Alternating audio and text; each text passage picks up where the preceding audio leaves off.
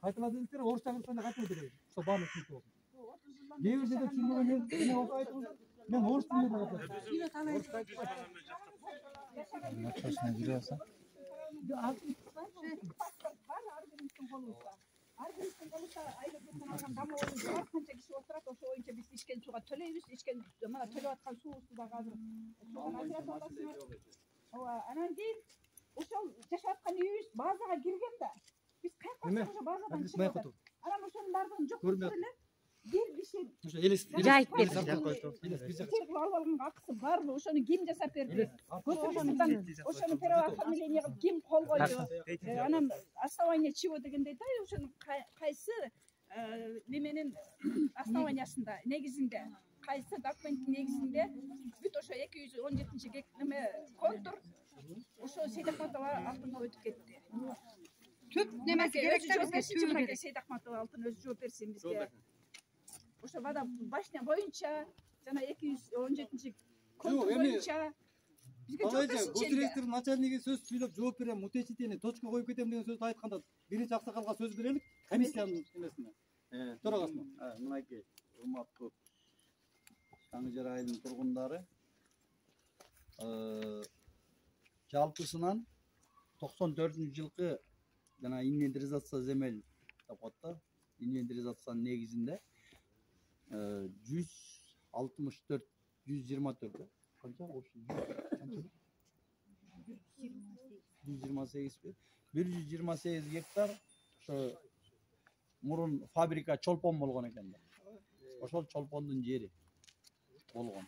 Бүгүнкү күнгө ал жерде эч ким ат менен кылган жок. Ал жер ошо чолпондо отурат. Системный регистрация болгондо, текши каттоо болгондо 2004-жылы 2001ден 2004-жылга 3 жыл текши каттоо негизинде жана сиз айтып аткан контурга түшүп калган үйлөрдүн баарына техпаспорт жазалып, кызыл китептери берилген. Бул бир. Экинчи, ошол эле жана чолпондон сатып алган үйлөр бар экен да, чолпон салган үйлөрдү ушу тургундар, жашап аткан тургундар жерди сатпадыбы? Приватизация кылып сөз бериңиз, анан айтасыз. Приватизация кылып сатып алган жарандар бар экен.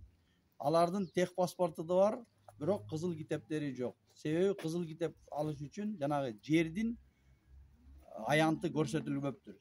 Договор приватизацияда. Бүгүнкү күнү айыл өкмөтү ошол жерди фактически колдонгон жериңерге чечим чыгарып берсин, ага кызыл китеп ала бересиңер. Системный регистрациядан өткөн анын баары. Анын баары менчик ээси силерсиздер. Анан акыркы мынау эме боюнча, водозабор боюнча, суу боюнча берге жазып атсыңар госрегистр. Госрегистр каттоочу орган. Госрегистр документин алып келсе каттап берет. Алып келбесе, экеле госрегистрдин экеле функциясы бар. Каттайт же каттоодон баш тартат. Эгер каттоодон баш тартса, отказ берсе, отказ от регистрации. Анда обосновать этет, анда далилдеп жазып берет. Болду. Экеле функциясы бар. Анан жерди госрегистр жерди албайт. Жерди бербейт.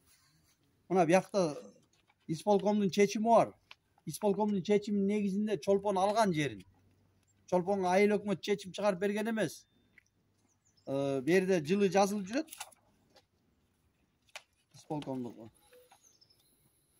Исполкомдун чечими бар. Ошол чечимдин негизинде чолпонго берилген. А чолпон кийин эле жана перерегистрация болуп эле анан бөбөк болуп бурда. Өзүнүн түбү чолпон экен. Башы. Туурабы? Мына ошол жерде тургундар билесиздер да менден жакшы. Анан мына сууду айталы. Суу боюнча. Бул алтын эже менен биз сүйлөшкөнбүз. Мына айыл өкмөтү Бердибек болуп. Бердибек 2 жолу бул маселе менен сүйлөшкөнбүз. Мынакей айыл өкмөт берген эмеси бар, акт прием передачасы бар. Сууну алда водозаборду чолпон эме бөбөк айыл өкмөткө өткөрүп берип атат. Мына чечими турат ал жерде. 12 жыл экен. 27 август өткөрүп берди.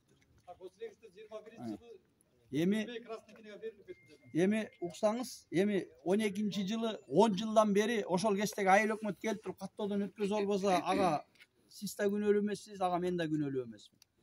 А 2021 жылы келип туруп ошол эле өткөрүп берген сууну бөбөк өзүнө госакталып атат. Өзүнө каттатып атат. прием передача болгондон кийин эмнеге каттакчыларга негиз бар? Өздөрү берип атат. Эми бул актив прием передача бизге келген эмес. Бул айыл өкмөт силерде болгон. Бу жерде. Өкмөттө болгон. болгон эмеспи? Аны билбейт экен. Бул жерде кандайдыр интерес бар да эскертүү. Эми бүгүнкү күндө мына Бөбөк менен биз 2 жолу сүйлөштүк. Бөбөктүн жетекчиси мына Алтын эже. Бул киши айткан, келем да мен арыз жазып берем деп. Азыр бүгүнкү күндө бул Бөбөктө катталып турат. Азыр Бөбөк келип туруп кызыл китебин өткөрөт да отказ жазып берет. Айыл өкмөтүнүн арызы бар бизде. Ошону эле айыл өкмөтүнө каттап беребиз. Бул болсо айыл өкмөт иштер жүгүрүп жүрөт жана Аристен акча бөлдүрүп алгам, Арис ремонт кылып берем деп атат. Мага кызыл китеп берсеңиз эле, мен Арис менен ошону ремонт кылат элем. Кечирип коесуз байке, тактоо үчүн. Сиз айыл өкмөткө кызыл китеп чыгарып бересиз да, госак. Болду, азыр мындай да азыр Бөбөккө отказ жазып берет мага. Кызыл китебин өткөрөт. Бунун өткөрүп алам да. Кайсы күндөрдө болот байке ошо? Бүгүн болсо бүгүн болот. Азыр. Маселе жок. Бул чечиле турган эле. Уксаңыз да бүгүн болсо бүгүн. Бирок азыр мына. Бүгүн эч жака кетпейбиз. Азыр болсо азыр бул маселеси жарасы жеңил эле. Жарасы жеңил эле. Акча которо албай атам деп атат да, нитиле болуп калат деп. Эми Биз суу ичпей 5 күндөн бери 10 күндөн бери турабыз. Байке, Суунун маселеси кыйын болуп атат бизге. Именно ошол жакта чолпондо жашоочуларга. уксаңыз, бул госрегистрге анча деле көп акча эмес. Бирок төлөйт. Сиз жана тыйынын айтып атпайсызбы? Мен мына айыл өкмөткө айткам, сен тыйынын төлөбөй эле кой. Сеники нолевой оплата менен алып берем, карыз болосуң. Карызга коюп коем. Бирок документиңди алып бар да суумду жазатып ал дегем. Биз экөөбүз ушундай сүйлөшкөнбүз. Документти берсеңиз, бул акча которо албай атат да. Уксаңыз, мен бул кишиге, жигитке айткам айыл өкмөткө. Мына бул эже келип жазып берет азыр. Отказной. Айыл өкмөтүнө мен бекер эле берем жана китепти. Карызга бекер деп коем, карызга жазып берем. Анан уксаңыз, карызга жазып берем. Мен айттым, сен карыз кылып коеюн, шартың болгондо анан төлөйсүң, карызга коюп коем. Гарантийный письмо жазып берет мага. Көп акча эмес да, секрет болбосо канча Көп эмес. Ашпесе бир 10-12 миң тегерек болот. Анан мен буга айттым айыл өкмөткөчү жигитке, Бердибекке, молодец. Жана Аристен акча утуп келди элем. Ошол китебиңерди алып келсеңер, акча бөл, ошону оңдотот элем деп мага келди. Эгер азыр бүгүн эже жазып берсе, арызды, отказын жазып берет. Уксаңыз, эртең эмес, эртең 5-нчи күн болуп калды. 3 күн. 3-нчү күн, 4-нчү күн деп коелучу, бу 1 күн запас менен. 4-нчү күн айыл өкмөт китебин алат. Китебин алат да барып туруп арыз менен сууңуздарды жакшы кылып оңдотуп жазатып алыңыздар. Ага мен жардам берем. Ал маселе болбойт. Ошо отказды жазып беребиз.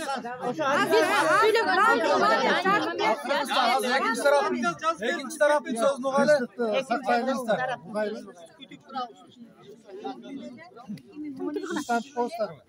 2011-жылы Тургунбек Дүйшөнкулович инсульт болгондон кийин биз кардиология алдык да, жана водонапорный башнянычы.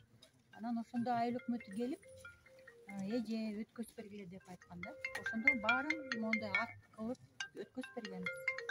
Анан азыр проблемасы мындай болуп аткан турбайбы? Жана тех обслуживание акчаңарды ошо насоско эметпей жатасыңар, мындай чогулта албай жатасыңар да. Ошо акчаны биз которуп берели. Жана канча дейт? Насостун ремонту. Азыркысы 35 миң. Ошо 35 миңди биз которуп берели. Эртең уже суу келгенде кылыпчы. Сиз азыр которуп берсеңиз, анан сиз бизге ошол отказды жазып бересизби, анан же бербей коесузбу, биз акчаны бердик деп туруп. Мен ошо жооп берейин. Ошону жооп бересиз. Өдө жагын биз өткөздүк, жана водонапорнун өдө жагы кирпичный стена, анан дагы бир оборудованиясы бар, ошонун баарын өткөзгөнбүз. Анан биз кызыл китепти алгандан кийин Бердибек Бекмаматович звонить кылып калды. Эже кандай кызыл китеп кандай болот депчи. Анан мен айттым, мен алдым. Эми силерге өткөзгөнгө мен акасы жанагы гидрогеология деген бир чоң уюм бар экен. Ошондон разрешение алыш керек экен. Ошондо мынау мондай скважиналарга, водонапорный башняларга оказывается лицензия керек экен. Лицензия жок. Сиз өзүнүн проблемасы. Лицензия ала Аскар. Жок, Аскар, мен түшүндүрүп атам да, эмне үчүн монча созулуп калды депчи. Мага начальник госкадастра Рамис Рамазанович 10 жолу звонок кылып айтты. Эже, өткөзгүлө деп. Элдерге мында суу келсин депчи. Ана мен барып жана гидрогеология барып, ошондо мага мондай список берди. 11 документ керек экен да, ошо разрешительный. Анан ошондо ылдый жагы Эже токтоп токтоо. тургула, токтоп тургула. Мына ак Ошол передача турат. бүттү, бүтпөдү ошол нерсе. Мунугу менен жастырып өткөрүп бер, ал маселе мунугу. Бүттү. Ал маселени мына бул чечет, мына бул байкелер чечет, болду. Ошол жакта да чечилбей кала турган маселе калбаш керек. Ошо баякты өткөзүп тактап туруп бунун колун өткөзүп бергиле бизге.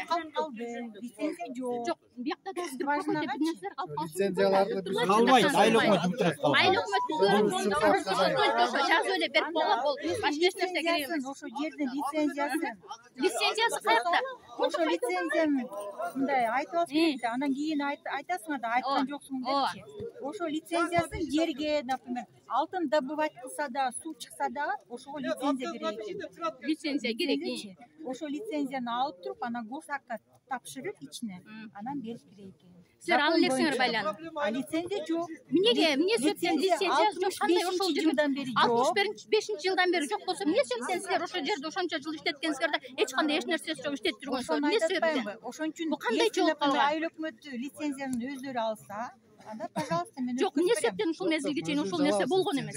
Лицензиясын өзү ала турган болсо өткөзүп бергиле анда. Силер жазып берип койгула, болду, өткөзүп алат анда. бүгүн чечилген жанагы эме турбайбы? Эже, азыр проблема мындай экен да, мен түшүндүм да, 25 сомдон ар бир житель төкпөйт экен. Акча жок экен. Айлык проблема, комиссия нарушение бар. Сиз анда жазып бериңиз, жетет бизге. Биз өткөзүп болду, ошону жазып берсе болду. Отказга жазып бериңиз. Аны эми жазып бериңиз. Биз Рамиз аке менен сүйлөшөбүз. Жазып бергиле. Сиз кирип жазып чыга коюңуз, пожалуйста. Биз кешени суроону берелик дагы ошону токтотоп. Байке, мындай, бунун процедурасы бар. Муну алып барат, госрегистрге барат, официально жазат. Мен ответин көрбөйлү, эже жазам деп Биз мени ответин хотя бы жазуусун көрүп коелу ушул жерде, именно ушул жерде жазган элдин алдында. Жылдан бери алганы эмне себептен алып ушул мезгилге чейин иштеткен неме болгон эмес? Мен таң калып атам ошого. Силер эмне кылып иштегенсиңер? Канча жылдан бери иштейсиңер? Эже, мындай эме кылып сүйлөчү, жөнүн айтып. Мен сурап атам, мен берген суроома жооп бере бер. Бирден. Эмени жазгандын өзүнүн процедурасы бар. Бул кызыл китеп алган да байке. Ошол кызыл китебин алып барып туруп, ал жерде компьютер менен кабыл алабыз. Бул киши барат, кызыл китебин өткөрөт да, сдавать этиш керек. Ал компьютер менен болот. Ал берден мындан ат руки жазылбайбы? Жок, ат руки жазылбайт байке. Бунун кызыл китеп менен азыр баары электронный. Барат, кызыл китеп менен тапшырат. Ошол жерден заявлениясын кабыл алабыз да, акчасын төлөйт. Болду, сразу биз аннулировать этип туруп, экинчи китепти айлык өтүп бере беребиз. Мунуку даяр. Тигиники да даяр. Кичине экенсиз. Азыр ошол эле участокто байке.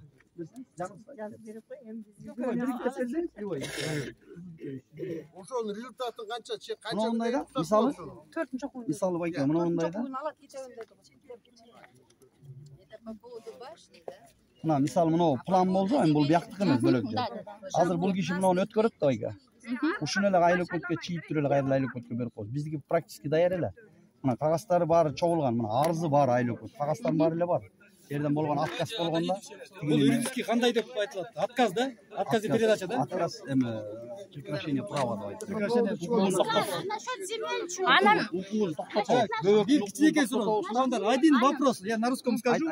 Айлык вчера, когда мы позвонили, мотор сгорел, этот Амин Байке говорит, денег нету. Мы позвонили Бердюеку. Бердюек говорит, Аскар Байке, насос сгорел. Это правда, но я деньги перечислять не могу на ремонт. Можем, говорит, средства найти, но не имею права. Почему? Потому что это не целевое качество. Да. До этих процедур, пока это закончится, да, в течение 4 дней, да, на той неделе уже, да, до среду.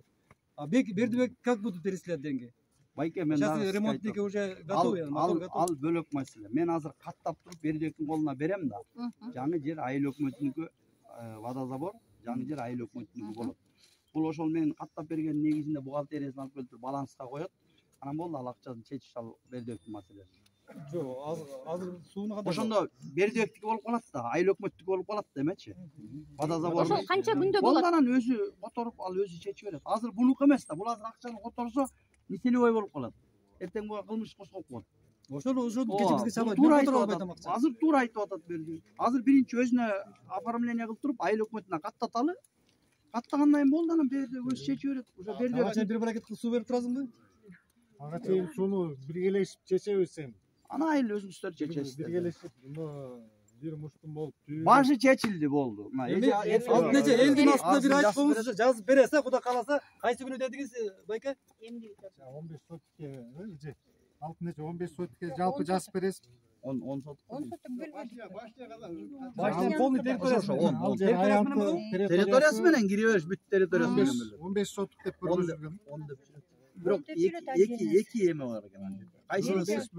Эки косак бар экен. Бирөөсү 15 деп жүрөт, бирөөсү 10 деп жүрөт. Кайсынысы? 15 15 15 калсын, ал жер деген. Жок, ал жерде кран буруш керек, кириш керек. Байке, ал жерде эки ой жүрөт. Бирөөсү 15 деп жүрөт, бирөөсү 10 деп жүрөт. Анан кайсынысы? Водонапорная башня. 10 соток. 10 сот. Там же 15 соток. Зачем его делить на 10 соток? Там же стратегический объект, особо охраняемый объект. Там кран должен работать, там ремонтные работы будут проводить. Там нормально будет, Аскар. Сен анын 10 сотун тегерен бар, айыл өкмөттүн жери Жерди теректи кыйып кеткен, алына жол бербейбиз. алмага эмес ал. Кандай эмес акысы бар, экологтор гана. Сизге да бир суроо. Ошонун баарын кыйып Вот насчет 217 контура. Полностью вот это 5 улиц до этих поворотов, да? Аны айтпадымбы, байке? 9 улиц. Айтпадымбы аны. Что с нами будет? Мы на промземле, если она госэкспертиза имеет. Аны мен айттым. Алар баары системный каттоодон өткөн экен. Площадьтар бар экен. Косактын кызыл китебин алгандар келип кайрылып алып атасыздар. Жоктор айыл өкмөткө кайрылып туруп, ак закреплениясы менен келип ал. Өткөндө приостановили деп отказ жүрөт. Биздин телефондор жүрөт да, баланын колунда жүрөт. Мухиддин где? Тапасёнка бүтүн да. Отказ на обслуживание. Нам отказ. Теперь мы деньги сами что ли? Они деньги не могут возвращать, кто платил в кассу, расписка имеет в руках. Вы правильно вопрос задавайте ему. Топосъемку мы же делаем на 48 гектаров. Это делают не они, это делает республиканский киргизский прозем. Как только закончится, они вот 2 дня осталось, закончится, и ваши вот документы будут принимать. А кто будет? А почему Алтынче нельзя вот это так как оставить? Лет 30 жили, айыл өкмөт решение издавали, оставить вам уйти. Что будет? Вы большой батат айтам. Өмүрүңүз узун болсун деп айталы. Таштап коюп кетсеңиз, ал жерде эмне интересиңиз бар? Вы работали А почему мы спикером АЭЛ-2 Кенеша. Есть специальная процедура, чтобы оно прошло в айыл өкмөтү. Это проблема. Допустим, будем говорить, айыл өкмөт, его проблемы, какие там махинации. Анда өзүң сүйлө, мен анда сүйлөбөйлү коюн. Мен азыр айтып бүтөйүн. Айыл өкмөттүн өзүнө калтырып коюп кетсеңиз, айыл өкмөт жолун табат. Госрегистрдин байкеге барып жалдырайбы, архитекторго, акимияткабы, ушул жер калып калыптыр, Алтынче эмне кылсаңар ошо кыл деп кетти. Проблема бүт меники деп туруп биз Бердибекке келебиз, Бердибек, давай. Жуна, эптеп туруп мыналарды узаконить этесиң, передача кыласыңбы? Туура эмес айтып атамбы? Туура. Таштап коюп кеттиңиз, башыңызга байланып, элдин баары каргып атат, сизди жамандап атат. Өзүңүз араң жүрөсүңүз. Мында кое турсак, Биринчи замын эмне келбеди? ичинде жана между соседями, оказывается, уже пошли размежевание края. Размежевание айыл өкмөтү сделал, депутаты есть, все сделали. Госрегистр пусть решит. Вот официальная власть есть, депутаты есть. Аскарбек, акырын туруп туруңуздар. Подождите, акырын туруп туруңуздар. Айтып атат. Жазып берем деди. Демек жазып берет. Азыр эмес, анын өзүнүн процедуралары бар. Мыйзам чегинде каралган. Жазып берет. Лапшаны бизге таппайбызбы, тоз да, эмне ушунчалык жолго отурабызбы? Расмий түрдө айтып атабызбы? Расмий түрдө айтып атабызбы? Келип, комиссия түзүлүп келип атат. Комиссия акт түзөт азыр ушул жерде. Эмне болгонун, качан болгонун баарын түзөт. Ошонун негизинде гана жазып берет. Ошол канча күндө чечилет? Рамис мырза айтпады, 3-күнгө чейин ошо жазып берсе, эгерде андан кийин этап менен баары чечилет. Этап болсо канча, бир 10 күнгө созо, 15 күнгө созо, ошону тактышыбыз керек. Эмнеге силер чече албайсыңар? Чечиңер, эмнеге келген болбосо? Айыл өкмөттүн баарын өткөрүп бергенден кийин айыл өкмөт чечет. Зама ким өзү келмек да жок болот. Зама ким өз жөнү себептерден улам келе албай калды. Анын ордуна мен комиссиянын катчысы болуп келдим бул жерде. Мамлекеттик администрациянын өкүлү катары. Силер бул областтын түзгөн комиссиясына да получается. Ошонун тапшырмасын алайык. Комиссия түзүлбөйт. Егер силер чече албасаңар, бул жерде биз күтөбүз. Эмнени чече албадым? Жок, чече Жер маселеси. Отурсаңыз. Чечилди. Рамис мырза айтты. Жазып берет деди. Кое туруңуз байке. Байке кое туруңуз. Айтты. Жазып берет деп. Жазып берем деди. Болду. Дерек не oldu? Jetterek. Айтсырек. Zaman keskesin. Өз чечилет. Биринчи жазып берсинби? Биринчи жазып берсин. Елдер бутак кыйып алса, камапса. Штара салат. 40 бак, 2 ой. An ilger mal desinler tekken.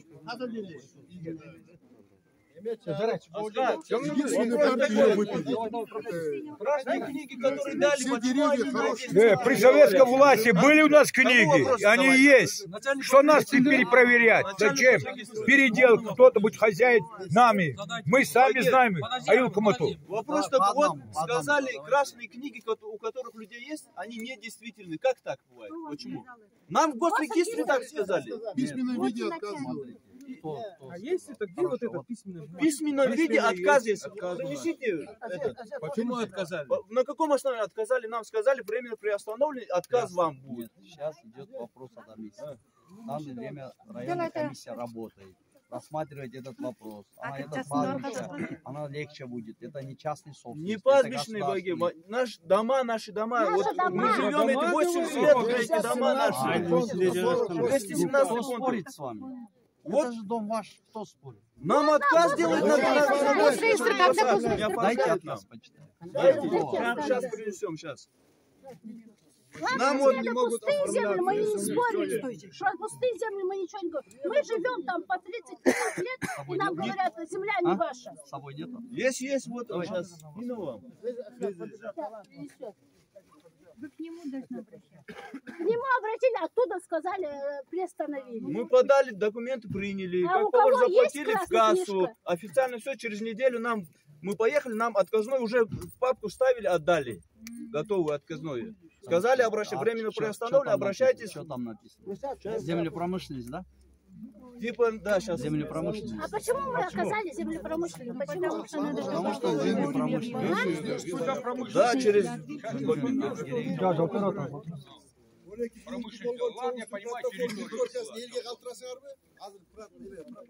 Жүзіп тұрып берген елге қалдырсын. Болбосо бардың, жалпылама барасың ошол жака. Ал жерде 200 сатылар экен, 15 экен. Анан кайсысы мен билбейм. Вот этот отказ. Это недавно было. Вот это 3-4 дня назад. Каждое второе такое было, есть. Отказ. А что, вы не в курсе? Здесь указывает, вот, согласно инвентаризации Кыргыз-Гипрозем, данный земельный участок принадлежит Чолпону, написано. Вот, на каком оформление. основании? Вот я же... Земля. В связи с чем инвентаризацию делают? Мы же эту землю отдельно не брали, она же у нас... Да. Сейчас этот данный вопрос рассматривается на комиссии. Это решается, не переживайте. Это будет решаться. Решается, не переживайте. Все будете получать.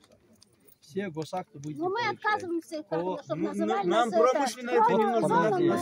Поэтому ваша земля находится, попали под промышленность. А кто решил, что это промышленность? Как он мог попасть в Кого-то земли находится на пастбище. Вот они сейчас данный вопрос, в данный момент рассматривается на земельной комиссии в районный уровень. Как может быть Пастбище кто-то продал. С 2006 года там существует поселок, а теперь он попал под пастбище. Как? Чалпон появился позже. Я родился и вырос в этом доме, теперь дом не мой получается, да? Ваш дом. Дом твой, Не, земля а почему ее рассматривать? Нормально был до сих пор, а теперь кто-то придумал. Я буду рассматривать, да? Сатқан адамдың жауапкершілікке алынып, пастбищені сатқан азыр елдер отырады, ешқандай документі жоқ. Вот, если айтып отпайсыңар базар, вот вы говорите, дом уже сколько, 30-80 лет назад Да. дом стоял, правильно? Когда учет вели, вовремя совхоз или был колхоз. Да, В такой тот совхоз. момент они внесения изменения не делали. Ваш дом фактически на пастбище указали, фактически там населенный пункт, а учет, отчет как пастбище ушло. И вот этот никто не справлял. Тогда вот с этого надо спросить, кто ошибку сделал, с него надо за гриву и спросить, почему так делать. 90 год. Кто сделал? Как это производство? Да, поэтому мы сейчас ведем изменения. Справляем Вот ошибки. мы теперь, если вот это в ближайшее время не сделать, мы будем ходить до Белого дома. Жаңы сатылған. Бұл сатылғанға біз 5-6 жыл болған жоқ. Бұл 7-8 гектар немен сатып, азыр елде тамды салып, еш біле документ жоқ. Документ азыр қаралып Азмашын бөліп емес, мана шыра атат. сатқан. Комиссияға жазылып қаралып атат. Шешіледі жақында. Вот пастбище, вы говорите пастбище. Пастбище, вот лог был у нас, внизу лог. Отдали под строительство домов. А почему это не попадает под Вот пастбище? вы правильно говорите. Пастбищу когда-то отдали под строительство жилой дом. Но когда пастбищу отдали под жилой дом, под ЖС, в тот момент учет не вели. Она как осталась-то пастбище до сегодняшнего дня. Поэтому мы сейчас вот эту ошибку исправляем. Кто что, вас выгоняете? Деньги делили, нету пастбища, есть выгон. А который дома строил сам Чулпон, вот я покупал, к примеру, этот дом у Чулпона, участок там был, а Илкмоту закреплял участок, есть договор, акты, как так, это же не пастбищная земля. Дом на участке, на расположенном участке. Я же говорил об этом. При системной регистрации в 2001-2004 году вот это все дома прошли как системная регистрация. Но она осталась как землепромышленность, а фактически населенный пункт. Мы вот эту ошибку сейчас в годовом отчете мы исправляем. От промзону переводим под ЖС. Пастбище мы переводим под ЖС. Вот сейчас комиссия работает. А вы скажите, людям нужны документы Не будет, населенный пункт. А документы как были, люди так и остаются. Так и остается, никто не трогает. А Такой Аилок ничего не Мату, будет. Просто мы категория обращаемся земель, вид будет. самого земельного участка не Людей это не переведем. коснется. По отчету осталось как пастбище, и так она есть. Мы На это сегодняшний поняли, день ну, люди- осталось пастбище, а Мало что у фактически людей там документы же не будут населенный менять. пункт. Нет, ничего не будет. Там за нами уже дома построили. Вот заново в Логу. Новостройки. Аксакал, не Чингис переживайте. Айтматов. Вы не переживайте. Это все весь комиссия народ рассматривает. переживает Не это. переживайте. Сейчас в данный момент на комиссии рассматривается этот вопрос. Комиссия қарап бүтсін еже. Азыр біз Қанша үйреттім, қарап кетіп соны. Азыр біз Ағордоны қарап атабыз. Новополовка айлы үкіметі. Анан кейін Баян Антоновка, андан кейін айлы үкіметі. Где-то жаңы жылдан кейін болып қалады екен да? Жаңы жылдан кейін болады екен Айтылдым азыр айлы үкіметі бар, заявка бар. Жазған арыстары бар, комиссияда бар арыстары. Можно я вопрос? Азыр Баятов Когда вы қарап нам атат. решение скажете, чтобы не тянулось время, мы хотим отдельно узнать, когда это будет. Я вас не понял. Решение вот этих бумаг всех, сколько времени нужно? Да, вот Не мы было приходим, времени, оформлять. забыли про это. Ответ когда нам будет? Вот смотрите, сейчас по Сокулскому району не только Джангиджи, есть такие проблемы Новополовской айлы. Есть такая проблема в Антоновском районе. То есть по Сокулскому району есть такие проблемы. Сейчас все айлы, от всех айлы поступило заявление. Около 18 тысяч заявлений есть. В данный момент это заявление рассматривается. Мы сейчас начали рассматривать по Новополовской айлы, по Антоновский и потом Урокский. Там по графику мы рассматриваем. Будет решаться этот вопрос. Вы не переживайте, но время надо. Вот вы сами говорите, прошло 30 лет, ну потерпите 3 месяца максимум. Ну, 3 Это месяца, решится. чтобы не оказалось, а потом совсем Так и не по-другому. будет. Вы что идете? Қаралып атат, еже азыр қаралып атат. Рамиз Рамазанович, протокол составлять будете этого собрания? Протокол будет? Одну копию нам оставьте, пожалуйста. Решение кто-то вынесли, совместно выработали. Мына мен сізге кыргызча түшүндүрүп берейинчи. Могул маселенин баардыгы колхоз совхоз учурунда. Байке уксаңыз, колхоз совхоз учурунда мына айдоо аянттар, жайыт жерлер, ошол эле мына жана өнөр жай багытындагы жерлердин баарына үйлөр курулуп калган. Сиздер айтып атпайсызбы, аксакал айтып атпайбы 80 жыл болду деп. Үй курулуп турат. Бирок жанагы жердин категориясын ошол учурда алмаштырган эмес. Жайыт бойдон тура берген, а бирок үйлөр салына берген. Өнөр жай жери болуп турула берген да, үйлөр салына берген. Ошондой эле айдоо аянттар, сиздерде жакшы айдоо аянтта салынган үй жок. Силерде жайыт да бар. Ана мына өнөр жай тармагында жерлерде бар да, өнөр жай тармагында жерде үй салынып калган. Алар отчеттон чыккан эмес, ошол жайыт бойдон эле тура берген. Биз эми ошону азыр өзгөртүү киргизип туруп, азыр оңдоп атабыз ошол каталарды. Биз неге шашкан жокпуз? Себеби азыр эң чоң поток, азыр бүгүнкү күндө 15 000 арыз бир эле Новополовка айыл өкмөтү Ак Ордодон түштү. Биз азыр ошол жерди карап атабыз. Себеби ал жерде эң көйгөй маселе, үйлөрдүн документтери жок, барлыгы айдоо аянтка салып алган, пропискалары жок, паспорттору жок. Земельный комиссиянын негизинде. Ошондуктан биз ошол чоңураак көйгөйлүү маселе деп туруп, ошо Новополовка айыл өкмөтү Ак Ордодо карап атабыз. 17 000, ал жерде 33 000 түтүн бар. Азыр биз ошону карап атабыз. Андан кийин Воен Антоновка алды, ВОЗ-2. Анан кийин Орок баягы айыл өкмөттөрдүн кайсы айыл өкмөтүндө болгон жерлердин көлөмүнө тиги аянтына жараша карап келатабыз. Сиздердики кичинекей эле жер. Ошол маселе чечилет. Силер кейибегиле. Бир суроом бар сизге. Кейибегиле. Элдин атынан да. Сиз кандай ойлойсуз? Эгер алтын эже ошол жолдун нар жагы 217-контурда азыр пром болуп калып ызылдап атпайлыбы? Жарымы красный книга сиздер токтотуп койдук дедиңиздер. Азыр кайра берип атабыз дедиңиздер. Азыр мен айтып кетейин аксакалы. Эми мынау бардак элге керек беле? 30 жыл кандай жашап келдик, таки жашап калбайлы өтүнчө эле алтын эже таштап кеткенде кандай карайсыз? Ошол маселени айыл өкмөт өкүлдөрү тартып кете аласыздарбы? Кошуна менен кошонун кичине азыраак границада чыгып бар экен, тигил экөө менен мындай санкция жылыш керек экен. Ушуну айыл өкмөт кантип чече албасын? Ушу жапырат туруп. Эми сиздер чиры жок эле жашап келдик. Бөөк деген бул менчик. Мен ага киригишип алтын эженин атынан мен эч нерсе сиздерге айта албайм. Менчик сатылып бүткөн сатылган бул башка бирөөнүн колуна өткөн. Бул базлаш деген жок. Жооп бере албайм. Аны айыл өкмөтү менен бириктикте мен жардам беребиз, чогул иштеп атабыз. Жок, не сатылып кеткен, өтүп кеткен, анан кийин дарактардын неге акысы бар келип кесип кеткенге? 47 дарак. Сатып албай алар. Жооп бербейби? Чын алдагы чын. Жооп бербейби ошого? Биз бир тара албай атабыз, пенсионерлер. Мени кесип 6000 иштеп төлөдү. Бакты кесип ал ишин астына. Булар келип менде сели мени катты кесип. Атайын машинанын кран менен жүктөп кетет. Эмне бул? Урган жок ба жок? Ойлобойбу? Мына була койбуз. Сен бол биз бири жашап турган эмебиз. Да бул кайдан келип ошону кайдан бул чечеле келди, биз иштеп турган жок болчу мунун. Кимдин кайсы основания менен, кимдин уруксаты менен сатып барды. Бүт тийиштүү жактардан бактарды кыйганга уруксат алыптыр. Аксакал 6